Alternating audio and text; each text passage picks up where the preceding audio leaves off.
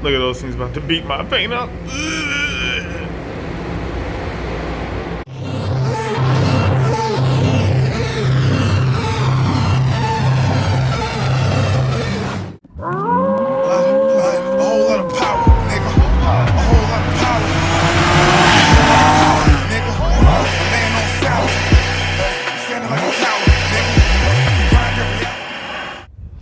What's going on YouTube? It's your boy Wulf back with another video. It's still the same day. That's why I got the same clothes on.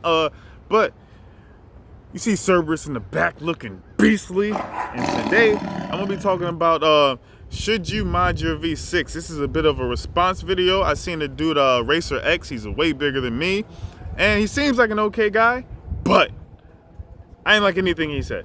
Let's get into it. All right, let's talk about it. Should you mod your V6? Now, from I don't know if you guys are subscribed to Racer X. I'm pretty sure you probably are, because he's Mopar, and you know, the Mopar community is, you know, we keep tabs on each other. I'm trying to get in there so people keep tabs on me, because right now no one cares about me. Oh, it will one day. But most people who subscribe to Mopar channels, myself included, are subscribed to multiple Mopar channels. So basically what he was saying is you shouldn't mod your V6, and it kind of defeats the purpose of the car. And basically he said you should be comfortable with whatever they give you and put a cold air intake on it and call it a day. That's the gist of what he said, and I can't disagree more. Like, that doesn't even make sense. He's saying that it defeats the purpose of the car, and you should just put a cold air intake on it or do minor mods, maybe an exhaust, but nothing too crazy. But you gotta think about it. Whether you mod your V6 or you mod your V8, once you start adding horsepower, things are gonna go wrong, things are gonna break, your reliability is gonna change, because these things come from the factory and they did all the research, right? They did all the research that they need to do to give you factory settings. So once you add horsepower to a Hellcat or a Trackhawk or a 392 or RT, once you, jeez, what the heck? This man about to burn the whole street down. What are you doing, brother? Yeah, so once you start adding stuff, like, you're changing the integrity of the car, and you're changing what it was actually meant to do. So, like, if you do a simple search, you can see Hellcats blow up on the dyno, Trackhawks blow up on the dyno. So it's not like just because you mod your V6 it's going to break, or if you don't, it's not going to break. Whether it's a new car, a used car, or it's something's going to go wrong eventually. So if you have money for a V6, or even if you have money for a V8 and you decide to get a V6 like I did, mod it. If that's what you want to do, mod your car. If you don't mod it. But to say that you shouldn't mod it because it's not what it was meant to do, like, none of these cars are really meant to be modded, but there's a ton of aftermarket stuff for each of them. So why not? Like, it really rubbed me the wrong way. It's like, yeah, you good with 305 horsepower, don't do nothing to it. That's crazy. So the thing is, it's just like modding with a V8. You mod smart. You mod smart. Do your research. If you want to throw a supercharger on your V6 and murder RTs and some 392s, then do it. My supercharger has broke, but that's not going to stop me from further adding horsepower, or that's not going to stop me from doing what I want to do to the car. So if you want to mod your V6 or your V8, do it. Racer X says that you shouldn't. Nah, don't pay that no mind. Go ahead, throw your exhaust on there, supercharge it, ported uppers and lower intake manifolds, throttle bodies, injectors. He said V6 cams, unless there's V6 cams I don't know about. I didn't know the V6 had cams. So I don't know if he misspoke or what, but as far as I know, There ain't no cams for the Pentastar V6. So go ahead and mod your cars. Build it how you want to build it. At the end of the day, you got to walk to the car at late at night or early in the morning going to work or at the grocery store. It's going to be you. It's not going to be you and then the people on social media. So build your car how you want to build your car, and don't let some guy's opinion stop you from doing it. Like, he's like one of them old school guys that be at the track and tells you a whole bunch of numbers and stuff that you don't even know what he's talking about. You be like, yeah, for real? Oh my God. He's like, you got all that in there? And you don't know what he's talking about. He's one of those guys. Like, if you're like an old school guy and you're really like black and white as far as what should be done to the cars and what shouldn't be done, and you know, like the old Mopar guys that used to race 66 Shelbys and stuff like that. If you're one of those guys, then I'm sure you don't want to see V6s on the drag strip. So, and I'm sure you don't want V6s beating V8s, but it happens. So he's like one of those black and white textbook Mopar dudes who only thinks V8 should drag race and only V8 should be fast, and these should just be like cruising cars that look like they're fast but they're really not.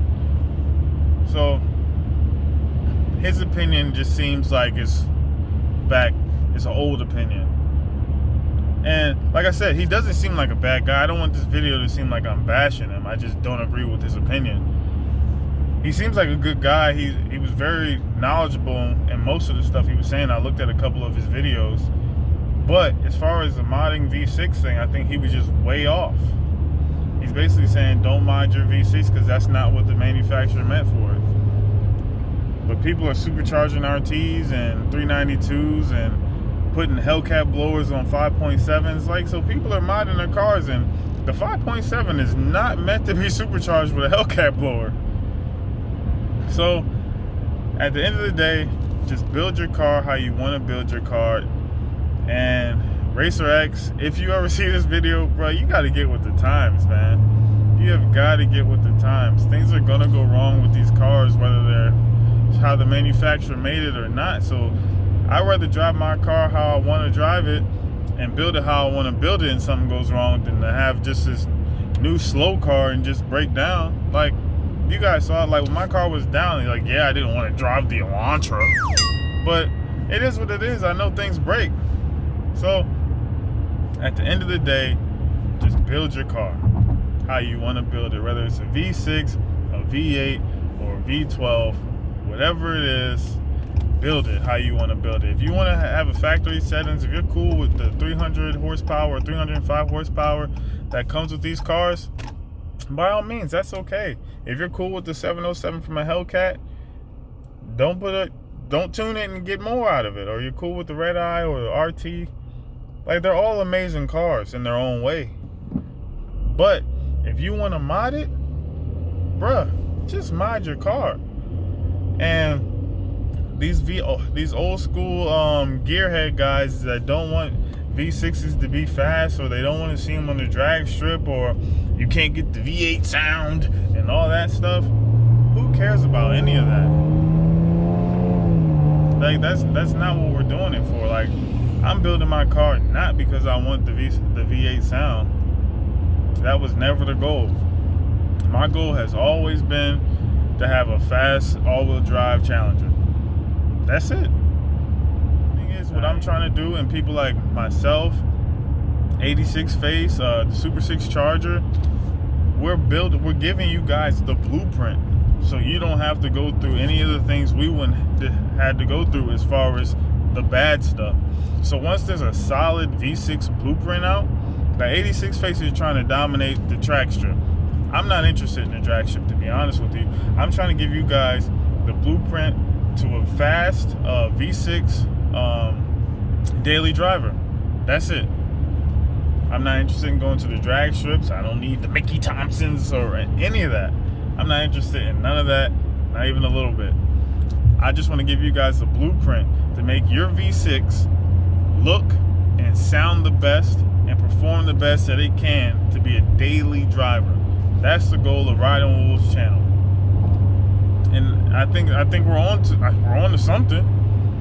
I had the one little hiccup with my RIP supercharger. I got that fixed, and now I'm gonna figure out what this stuttering issue is with my car. That as soon as I figure out what's up with this stuttering issue, and yeah, we're just gonna keep building from there to get the most performance out of the car and still have it be a daily driver, because I drive my car every day.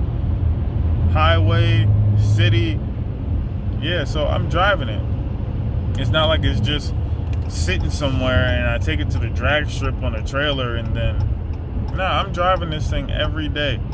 So that's what we're gonna do. We're gonna keep building these cars regardless of what these guys say our cars are meant for. Like, you try to say it's a family cruiser, man, if you don't get out of here, a family cruiser coupe car, I'm gonna give you guys 100% blueprint on how to build your car, where to get your car tuned, how to get your car tuned, all that stuff. So once there's a solid blueprint out for these V6s to be on the road performing well, I don't know why Dodge hasn't supercharged the V6 anyway and just have it come from the factory like that. But hey, that's a story for another video.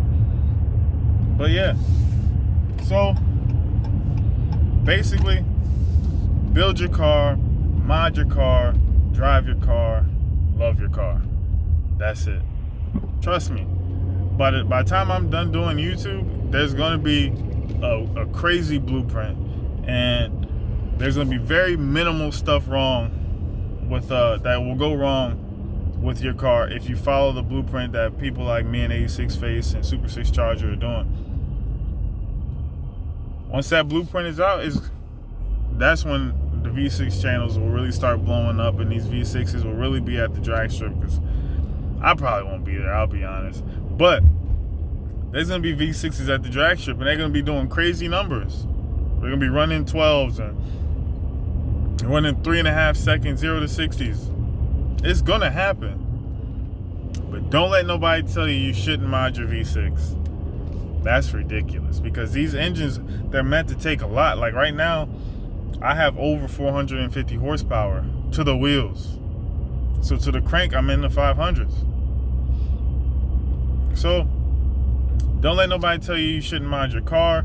These engines are meant to take a lot. They're extremely powerful engines, and they're under-tuned. There's people that don't even have superchargers that are running 5.1s or 5.2s.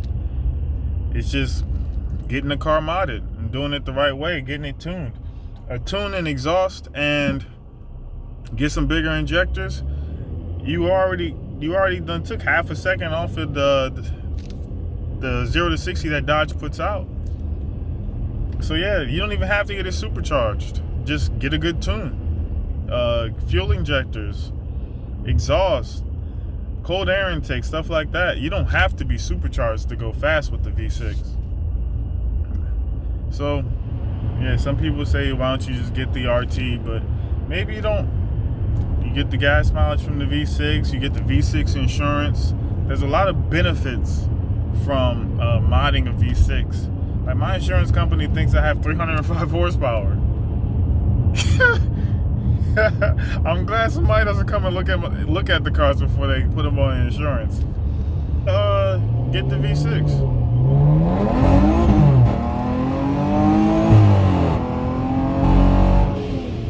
Stuff like that. But yeah, that's about it for this video. I'm gonna pull over, wrap it up, and talk to you guys for a second. Actually, I'm gonna pull into here. All right, so close out the video. You see Cerberus in the back looking beastly. Woo! And it's a V6 with the most horsepower. Not the most horsepower, I'm sorry. But it has good horsepower. It's decent. So I appreciate you guys watching. Shout out to Racer X, but I think he's completely wrong in his assessment of the V6. Build your cars how you want to build it. Don't let the old gearheads tell you shouldn't build your car. I appreciate you guys watching. I hope the wind isn't messing up the sound of the video, but Me and Cerberus out. Left wrist for the diamonds, right wrist for the power moves. Left wrist for the diamonds, right wrist for the power moves. Power moves, power moves. Rocked up, yabba dabba doo.